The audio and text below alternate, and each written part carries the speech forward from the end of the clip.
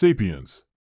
According to Israeli historian Yuval Noah Harari, three important revolutions shaped the course of human history: the cognitive revolution, which kickstarted history about 70,000 years ago; the agricultural revolution, which sped it up about 12,000 years ago; and the scientific revolution, which, having started just half a millennium ago, may as well ended in the very recent future.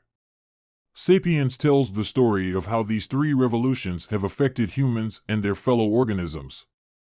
Get ready to hear all about it. An animal with no significance. About 6 million years ago, a female ape had two daughters. The first one became the ancestor of all chimpanzees, and the second one, the grandmother of all modern humans. In other words, we are nothing more but just another species of animals belonging to the family of great apes. Biologically speaking, chimpanzees, gorillas, and orangutans are our cousins. As we discovered just recently, we keep an even more disturbing skeleton in the closet of our history. Namely, in addition to an abundance of uncivilized cousins, once upon a time we had quite a few brothers and sisters as well. More precisely, from about 2 million years ago and until around 10,000 years ago, the world was home to at least 6 different human species.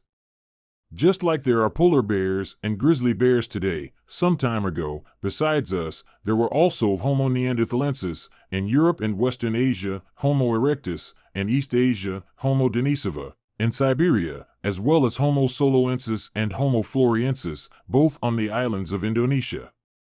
All of these humans first evolved in East Africa about 2.5 million years from an earlier genus of apes called Australopithecus, which means southern ape. Some of them eventually migrated away from their homeland and settled on different continents.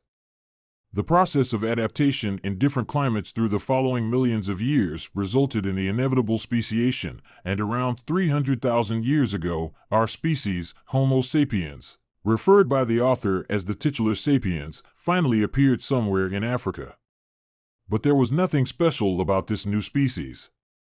The most important thing to know about them, writes Harari, is that they were insignificant animals with no more impact on their environment than gorillas, fireflies, or jellyfish.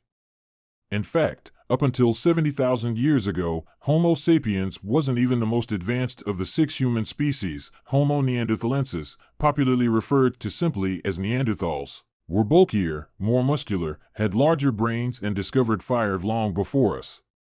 And yet, they were wiped away from the books of history, and we evolved to be able to write them.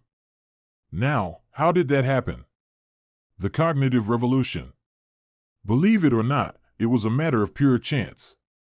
About 70,000 years ago, accidental genetic mutations changed the inner wiring of the brains of sapiens, enabling them to think in unprecedented ways and to communicate using an altogether new type of language.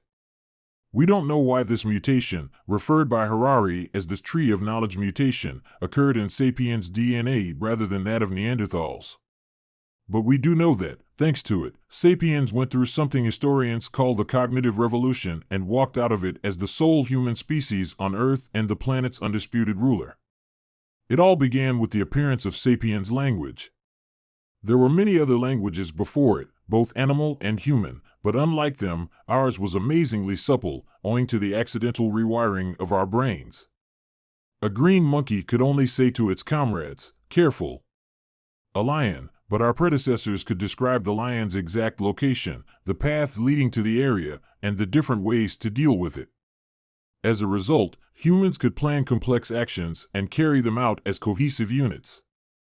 Even more importantly, due to the flexibility of language, early humans could gossip about each other.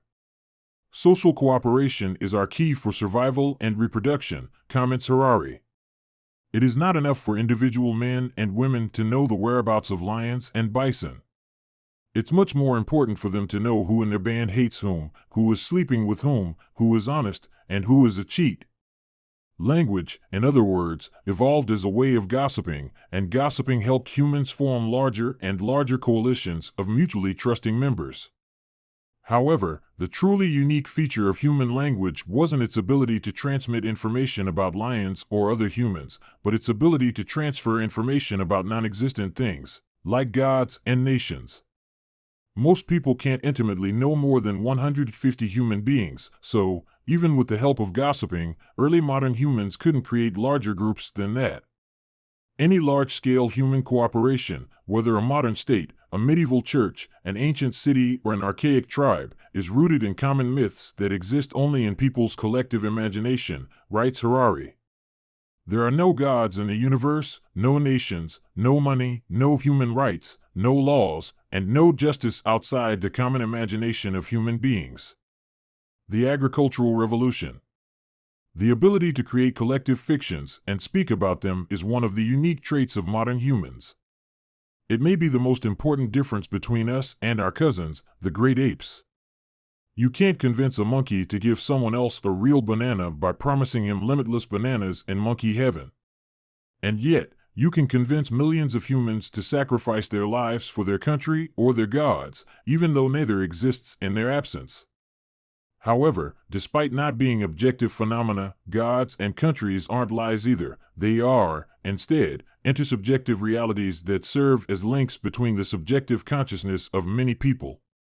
And they are what allowed early modern humans to collaborate flexibly in unprecedentedly large numbers and with countless strangers.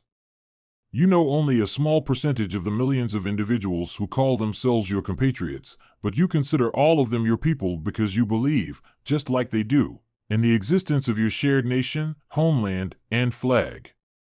Still, these are all abstract formations, social constructs, imagined realities. If people stopped believing in them, they would stop existing.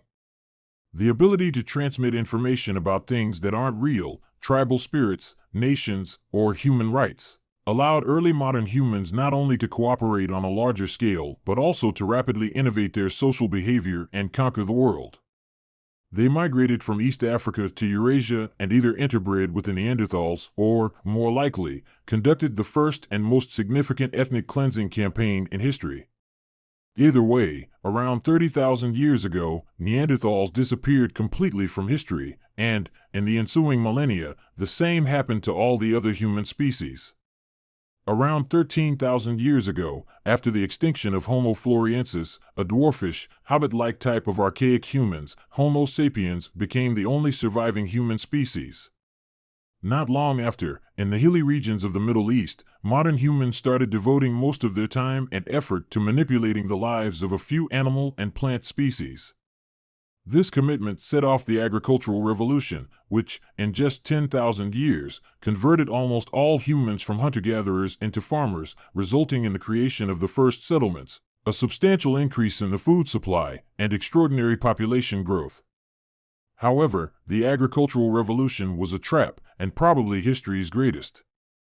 In retrospect, it made the lives of most individuals worse than they had been when humans were mostly hunter-gatherers. True, there was extra food, but it mostly ended amongst the elite. Both the diet and the daily lives of the majority of our predecessors became significantly less varied once they chose to replace foraging with farming. The average farmer worked harder than the average forager and got a worse diet in return. However, as a species, humanity progressed. Because of agriculture, humans started creating larger collectives and growing ever more powerful in relation to all other animals. In a nutshell, the story of the agricultural revolution is pretty much a story of groups trading off individual pleasure for collective strength. Not consciously, of course, but in terms of results, it hardly makes a difference. The unification of humankind. As human societies grew larger and more complex, so did their collective fictions. This resulted in a memory overload problem. For millions of years, people could store all the necessary information in a single place, their brain.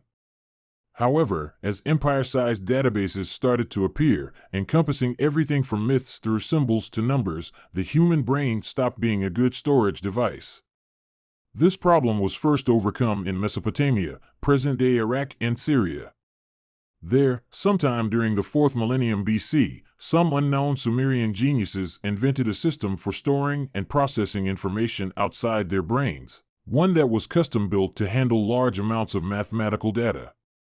Nowadays, we refer to this data processing system invented by the Sumerians as writing. Interestingly, as Harari writes, the first texts of history contain no philosophical insights, no poetry, legends, laws, or even royal triumphs. They are humdrum economic documents, recording the payment of taxes, the accumulation of debts, and the ownership of property. In other words, writing developed as a means of storing complex financial transactions, interest in using the same data processing system to store information about gods and emperors appeared only later. But it did inevitably appear, and it made a lasting impression. Because the emergence of money, religion, and empires, somewhat surprisingly, pushed humankind in the direction of global unification. These three are all seen as pretty divisive nowadays, but without them, we might have never bridged the gap between us and them. Just like all other social mammals, sapiens are xenophobic creatures by design, and, up until the first millennium BC, nobody imagined the entire world and the entire human race as a single unit governed by a single set of laws.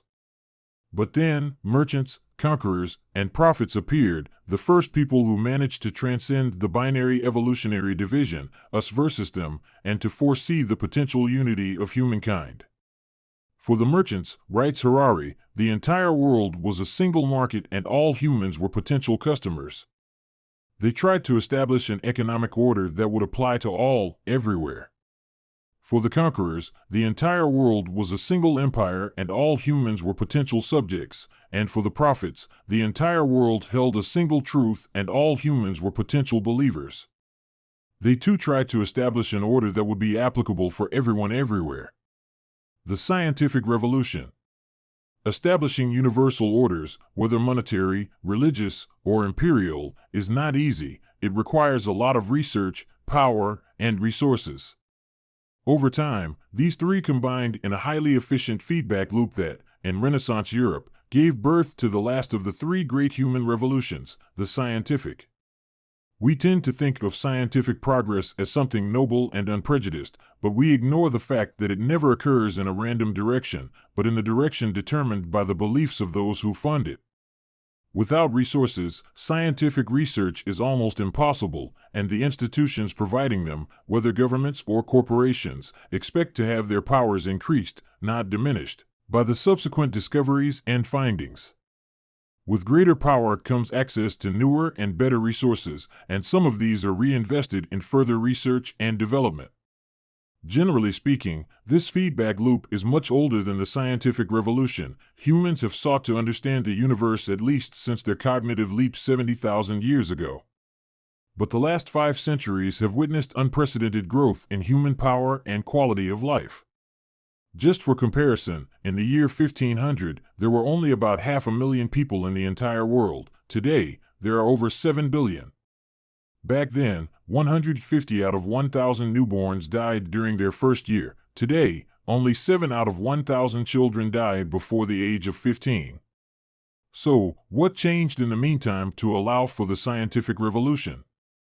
Harari argues that modern science differs from all previous traditions of knowledge in 3 critical ways: the willingness to admit ignorance, the centrality of observation and mathematics, and the acquisition of new powers.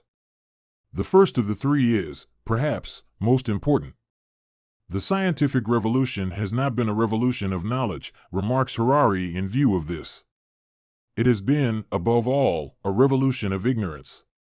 The great discovery that launched the scientific revolution was the discovery that humans do not know the answers to their most important questions. What lies ahead?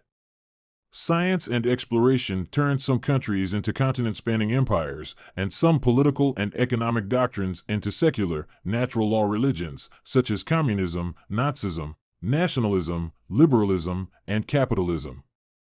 Of these 5, the last 2 have been by far the most successful. Working hand in hand with science, they gave us more functional institutions, inalienable rights, a better connected world, and the most prosperous era of history, but also privacy issues, economic inequality, numerous genocides, 2 devastating world wars, and, finally, the nuclear bomb. Harari describes its detonation in 1945 as the single most remarkable and defining moment of the past 500 years, noting that, from that point forward, humankind had the capability not only to change the course of history, but to end it. Interestingly, this caused one final and utterly unexpected tectonic shift in global political cultures. Throughout history, whether Han chieftains, Viking noblemen, or Aztec priests, most ruling elites viewed war as a positive good. Today's elites, however, whether American politicians, Japanese businessmen, Russian intellectuals, or Chinese artists, genuinely see war as both evil and avoidable. They have to, most of the time, their livelihood and prosperity depend upon it. Up until recently, the scientific revolution risked to be remembered by subsequent generations as an age of unmatched bloodshed and mindless slaughter. Nowadays, it seems more likely that it will be remembered as an age of peace and affluence. However, Harari warns that may isn't the same as will. True, we're on the verge of evolving into Homo Deus, godlike people capable of creating other species. But the same technology means that one small mistake or misunderstanding could result in the end of humanity. We are on the threshold of both heaven and hell, moving nervously between the gateway of the one and the anteroom of the other, concludes Harari. History has still not decided where we will end up, and a string of coincidences might yet send us rolling in either direction. Final notes. Sapiens may not offer some new contributions to scholarship, but there's a lot of value in repackaging and rearranging past knowledge into easily digestible, broad-viewed popular science books. It allows us to see the big picture, the forest through the trees. That's why the book was voted one of the 10 best brainy books of the decade by The Guardian, translated into 45 languages, sold in millions of copies, and recommended by everyone, from Bill Gates to Mark Zuckerberg. That's why you should read it as soon as possible.